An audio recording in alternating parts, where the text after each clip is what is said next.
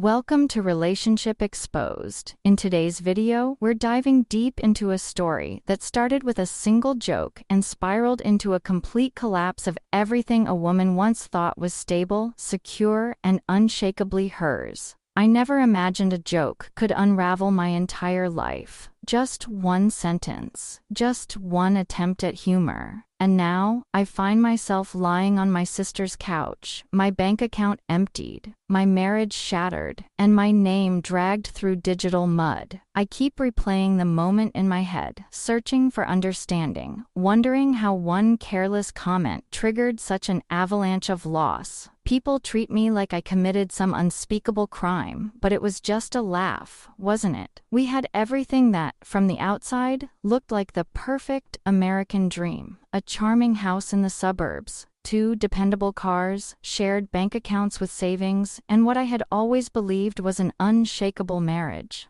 Mark and I had been together for 6 years, married for 5. He was a man everyone praised, responsible, grounded, loyal to a fault. People would tell me how lucky I was. Mark's one of the good ones, they'd say, and they weren't wrong. Mark worked in construction management, long days, hard work, but he brought home a generous salary and never once gave me reason to question his devotion. He came home every night. He never looked at other women. He paid bills on time and remembered anniversaries. On paper, it was the textbook definition of a solid marriage, but that solidness began to feel like suffocation. Our lives became predictable to the point of numbness. Mark would arrive home at precisely 6:15 each evening. We'd eat dinner in front of the same shows, discuss the same routines, lights out by 10 because he had to be up at 5. Weekends were reserved for his parents or tackling some new home improvement project. No spontaneity, no surprise, nothing to break the mold. I felt like I was dissolving into the background of my own life. Every night, I'd scroll through Instagram and see my friends living lives that looked vibrant and exciting. Weekend trips to wine country, romantic rooftop dinners, surprise gifts, career milestones. All the sparkle and thrill that used to define my 20s felt like it had been vacuumed out of my existence.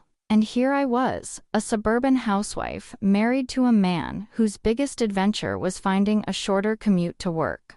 Mark wasn't bad. That was the hardest part to admit. He was decent, dependable, respectful. He let me spend money freely. He didn't argue when I wanted to hang out with friends. He even helped clean up the house without being asked. But I didn't feel alive anymore. And slowly, that yearning for something more started to gnaw away at me. I tried to talk to him about it, suggested we take a weekend trip or even just a spontaneous night out. Mark always responded the same way. Soon, I'm just too tired right now. He wasn't trying to dismiss me, but life was always too full of responsibilities for anything fun to fit in. So I pushed for a dinner party. It was the one thing I wanted, to feel like we still had some spark, some social energy. I spent days prepping, fancy wine, perfect menu. Our newly renovated kitchen would be the centerpiece, and for the first time in ages, I wanted people to see our home and think, they've got it together. We invited 8 friends, college roommate Jessica, my divorced coworker Amanda, and a few neighborhood couples. People came, they smiled, they praised the renovations. Mark was charming and talkative. He basked in the admiration as he told everyone how he fixed a leaky sink all by himself the weekend before. He was proud, and rightly so. Our guests clapped, nodded. Amanda joked about how expensive plumbers were. Jessica said I was lucky to have someone so handy.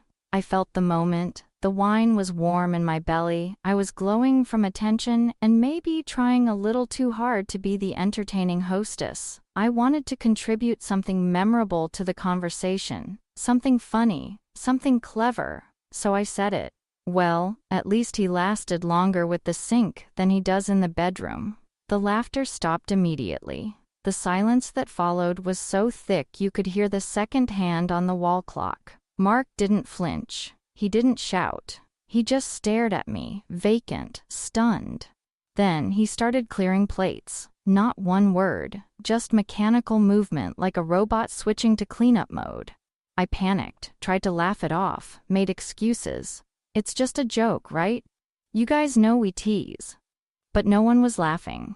The party dissolved, guests made excuses, phones checked, early nights invented. Within 30 minutes, our house was empty. Mark stayed in the kitchen, washing, wiping, ignoring me. I apologized. I tried to explain. I told him he was overreacting, but he didn't say a single word that night. I went to bed, assuming it would blow over. It always did. Mark was the calm one, the reasonable one. He hated conflict. Surely by morning, we'd talk. I woke up alone. His side of the bed was cold, his clothes half gone. Not messily grabbed in a rush, neatly selected, intentionally packed. His toothbrush was gone, his boots, his car, his pillow. I stared in disbelief. Then came the message, "Good luck without me." I called, over and over, straight to voicemail. I left messages, apologies, please, explanations.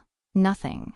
I drove to his job site. He had taken indefinite leave. I visited his brother's house, his parents, his favorite sports bar. No one would tell me where he was. His brother Danny said, "Some things you can't unsay." Then came the financial devastation. Our joint accounts, empty, all of them, thousands gone. I called the bank, frantic. They confirmed. Mark had withdrawn every cent, legally, properly. Our names were both on the accounts. There was nothing I could do. Then came the email from a lawyer. Divorce, legal separation of assets, the house, his, bought before we were married, the cars, his, furniture, his. I had no legal claim to anything but what I had personally purchased, and I couldn't even remember what those things were.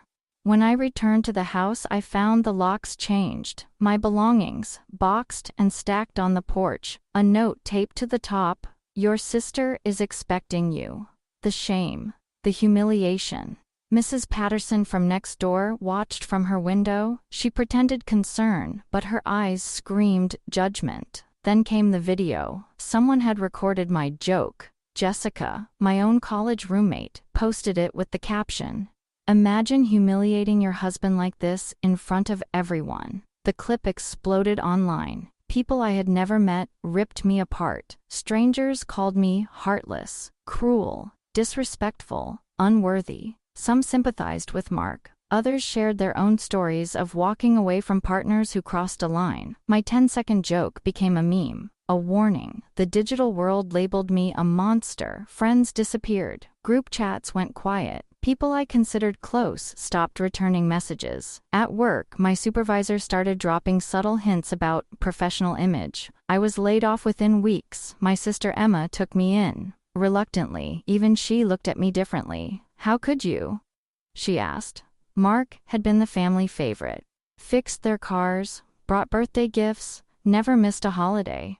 Emma told me I had to find a new place soon. She couldn't let my drama infect her household. I said it was just a joke, but even I couldn't believe that anymore. I lost everything: friends, job, home, money, respect, and the worst part? I lost the only person who truly loved me. Mark was rebuilding. I saw it on his social media. New apartment, new clothes, new energy, maybe even someone new. People supported him, encouraged him. Women flirted openly. Me? I was the cautionary tale. I moved into a grimy apartment with peeling paint and bad locks, lived on dwindling savings, couldn't find work. Every background check led to that video. Every date ghosted me after a quick Google search. And the worst part of all was knowing that he never once retaliated. He didn't fight, didn't post cruel things about me, didn't yell or slam doors. He simply walked away. Quiet, decisive, total. He removed himself and took the life we had built with him. I destroyed a good man for a moment of validation. I threw away loyalty, trust, and love for one line I thought would make people laugh. Now, all I have left are memories and regret, and that is the price of a joke told at the wrong time, for the wrong reason to the wrong crowd, at the expense of the one person who truly loved me. This has been Relationship Exposed.